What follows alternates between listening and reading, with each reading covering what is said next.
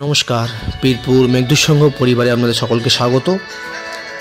আমাদের 22তম পর্বের কর্মসূচি আমরা সৌরভদা এবং ঋতুপর্ণা দিদিভাইয়ের বিবাহের অনুষ্ঠানে খবর পাই কিছু খাবার বেশি হয়, সেখান থেকে আমরা সেই খাবার সংগ্রহ করে সমস্ত খাবারকে প্যাকিং করে আমরা আমাদের গাড়িতে তুলে নিই এবং তারপর আমরা গাড়ি নিয়ে রওনা দিই আমাদের ক্লাবের উদ্দেশ্যে।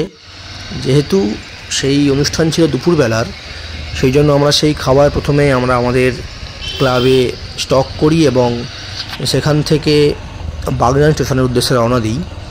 আমরা ঠিক রাত 9:30 বাগনানে পৌঁছাই এবং সেখানে প্রায় 30 জন মানুষের মুখে সেই খাবার তুলে দিতে পারি এবং তারপর কুলগাছিয়া এসে আরও 30 জন মানুষের মুখে খাবার তুলে দিই। সেই খাবার মোট 60 জন মানুষ তাতে খেতে পায় আমাদের সকল সদস্যদের সহযোগিতায়। সেই সমস্ত মানুষদের আশীর্বাদ বর্ষিত হোক দাদা বৌদির ওপর এবং তাদের পরিবারের ওপর।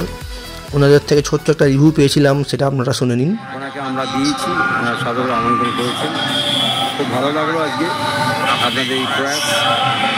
আশা করি আরও এগিয়ে যাবেন, ভগবান করুক এইভাবেই চালিয়ে যান কাজ, আমরা আপনার সাথে আছি। সুতরাং আপনারাও খাবার অপচয় করবেন না। মাথায় রাখবেন 1 লক্ষ কোটি কেজি খাবার নষ্ট হয়, যা খেতে পারে প্রায় 200 কোটি মানুষ।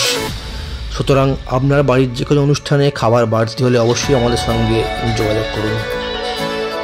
ধন্যবাদ।